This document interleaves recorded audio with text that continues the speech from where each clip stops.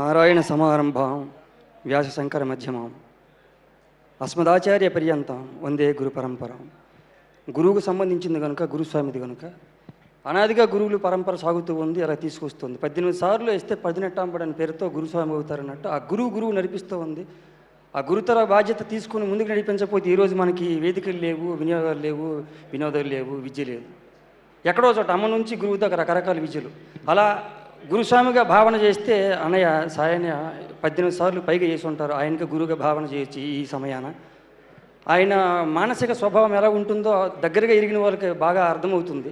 నా బోటి వాడు వచ్చేదో వేషం చేస్తుంటే చేసి వెళ్ళిపోతూ ఉంటే శివసార దగ్గర తీసుకొచ్చి మనోడు పద్యం పాడతాడు, ఇప్పుడు విన్నారా అని ఇలా ఏ మనిషిలోని ఏదన్నా ఉంటే తీసుకెళ్ళి పరిచయం చేసి మనం చేస్తూ ఉంటే ఆయన లేకపోతే ఆయన పిల్లలు చేస్తుంటే మనం అలా మురిసిపోయి ముసిముసి నవ్వులు అవుతూ ఉన్నట్టు ఆయన అక్కడెక్కడో ఉండి మురిసిపోతూ ఉండే సుగుణం ఆయనది. ప్రపంచంలో పెద్ద పెద్దలు మాట్లాడుతూ ఉంటారు ఆయన అజాత శత్రువు అని. బహుశా ఇలాంటి గుణాలే మిమ్మల్ని అలా నిలబెట్టేయమనయ్య. మా బోటి వారికి అది ఉపదేశం కింద పనికొస్తుందేమో.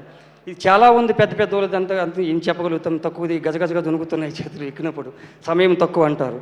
ఇలా నేను ఆ తక్కువ సమయంలో పరిధిలో పరిచయమైన వారితో 2-3 మొక్కల్లో అంటే విష్ణు శర్మ గారు. ఆయన గురించి నేను చెప్పేది ఏమి లేదు, నాకు అంతగా పెద్దగా తెలియదు. సినిమాల గురించి ఏం మాట్లాడతా, వేషం చేసిన వాడిని. నేను నాటకాలు ఆడుతున్నప్పుడు గురుగారు చదువుకున్నప్పుడు విష్ణు శర్మ ఇంగ్లీష్ చదువు అని ఒక నాటకం ఉండేది. ఆయన పేరు వినగానే అదే నాకు గుర్తుకొచ్చేది. మీరు ఆ రూపాన్ని నాకు గుర్తుండిపోయినారు సార్. శివసారి గురించి చెప్పడానికి వస్తే చాలామంది చాలా చెప్పే ఉంటారు. నేను లేట్గా వచ్చాను.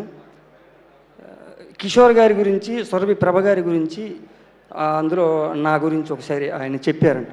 మీరు బాగా నచ్చారండి సార్కి, తదుపరి సినిమాల్లో మీకు మంచి వేషాలు రాయాలి, నేను ఒకవేళ ఈ హడావుడిలో మర్చిపోతే గుర్తుపెట్టి నాకు చెప్పండి అని శివగారు మన లక్ష్మీనాయుడు గారికి, సురేష్ గారు కోడేటర్ గారికి చెప్పారని వారు నాకు వచ్చి ప్రత్యేకంగా చెప్పారు. అవసరం లేదు వారికి, ఈ 3 పేర్లు చెప్పారంట.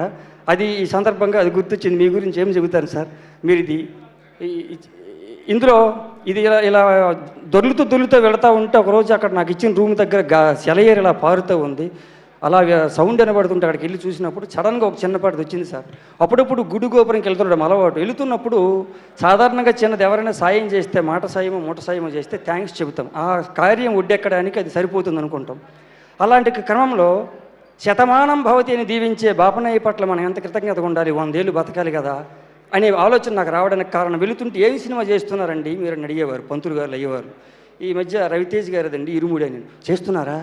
ఆయనకి సరే ఇది ప్రస్తుతమో అప్రస్తుతమో కాకపోతే ఎక్కువ సినిమాల్లో మేము చూసిన తర్వాత ఆయనకి వైవిధ్యమైన సినిమాలు మేము మిస్ అయిపోయామండి. మొన్న పూజా కార్యక్రమానికి వెళ్ళినప్పుడు చెబుదామనుకుని సాహసించాను, కానీ వేళ కుదరలేదని పంతులు గారని, మీకు కుదిరితే నా తరపున చెప్పండి అన్నారు. సరేనండి అన్నాను. అది నాకు గుర్తుకొచ్చి అక్కడ కూర్చున్నాను సార్. పక్కన ఇంకో పంతులు గారు అన్నారు, వారు ప్రయోగాలు చేశారు, నాకు ఆటోగ్రాఫ్ సీట్ ఇవ్వాల్సి లాంటిది కుదరలేదు, అందుకే మళ్ళీ యథావిధిగా జనంకి నచ్చే సినిమాల్లోకి వచ్చారు, మేబీ ఈ సినిమా కొత్తగా చూస్తున్నాం అంటున్నారు, చూద్దామని ఆ పంతులు గారు ఇంకొక ఆయనకి సమాధానం చెప్పారు. ఇవన్నీ గుర్తొచ్చి ఆ సెలయేరు దగ్గర కూర్చున్నప్పుడు సార్ గొంతు ఎంతవరకు పెగులుతుందో తెలియదు, దీనికి యతి ప్రాస భావం ఏమి తెలియదు, రాగము తెలియదు. అలా కొన్ని పదాలు జమ అయినప్పుడు ఒక ఊహాగానంతో వచ్చిన చిన్న పదం ఒకటి వెళ్ళింది. అది అనే ప్రయత్నం చేసి ముగిస్తాను సార్. వారి గురించి పెద్దలు అన్నప్పుడు ఎలా ఉంటుంది, ఎలా ఉండబోతుంది, ఏ అయ్యవారి ఆశీర్వచనం ఎలా ఫలిస్తుందో అని ఆ ఆలోచన దొంతలో పుట్టింది. రవితేజమలరగా కమనీయ గమనీయ చిత్రమై మెరవగా, రవితేజమలరగా కమనీయ గమనీయ చిత్రమై మెరవగా. ఇక్కడ కొన్ని చోట్ల తిరుగుతున్నప్పుడు కొంతమంది పెద్దోళ్ళు రకరకాల వాళ్ళు సంస్థ మంచిది, పైసలు భాగిస్తారు, ఫుడ్ బాగా పెడతారు అని చెప్పేవారు సార్. విన్నాను, నేను తక్కువ కంపెనీలతో పనిచేశాను సార్. అలాంటి పేరు విన్నప్పుడు సడన్గా వారు మదిలోకి వచ్చారు. కార్మిక సిరి కార్మిక సిరి కార్మిక దరి, కార్మిక సిరి కార్మిక దరి మైత్రీ నెలవుగా, కార్మిక సిరి కార్మిక దరి మైత్రీ నెలవుగా, శివ నిర్వాణ షట్కమై మెరవగా, ఇలగా ఇలగా ఎలాగా ఇలాగా రవితేజమలరగా. ఏ అయ్యవారి ఆశీర్వచనం ఫలించింది అన్నయ్య మీ పట్ల? పెద్ద హిట్ కొట్టారంటున్నారు. ఇక్కడేదో ఇక్కడ ఉడ్లు అంటారు. ఎవరో రీల్స్లో పంపిస్తూ ఉంటే పూణేలో ఎక్కడో ఇంత గుట్టలు గుట్టలుగా పేపర్లు పడి ఉన్నాయి సార్. చిరంజీవి గారి సినిమా, బాలకృష్ణ గారి సినిమా చూసి అలాంటి గుట్టలు చూసి అని తప్పితే నాకు మిగతా ఏం తెలియదు సార్. ఇంత గుట్టలు పడి వీడియో పంపారు రవిశారద సినిమా అని. అంటే అంతగా వెళ్ళిపోయింది సార్ అయ్యప్ప ఇరుముడి. ఇటువైపు అటువైపు రెండు వైపులు ముడేసి కుట్టింది. ఈ వేదికలో ఇలా పాలు పంచుకునే భాగ్యం నాకు కలిగింది. మీ అందరికీ నాకు ఇంత డబ్బులు ఇచ్చి, ఇంత వేషం రాసినందుకు, డబ్బులు ఇచ్చినందుకు, ఇంత పెట్టినందుకు, ఇలా చూపిస్తున్నందుకు, నారదముని ఆ అంశతో కొనసాగుతున్న మీడియా వారికి అందరికీ కృతజ్ఞతలు తెలుపుతూ మరొకసారి విజయోత్సవ వేడుకలు పాల్గొనే భాగ్యం నాకు కలిగినందుకు భగవంతుని శిరస్సు ఉంచి నమస్కరిస్తున్నట్టు భావన చేస్తూ సెలవండి.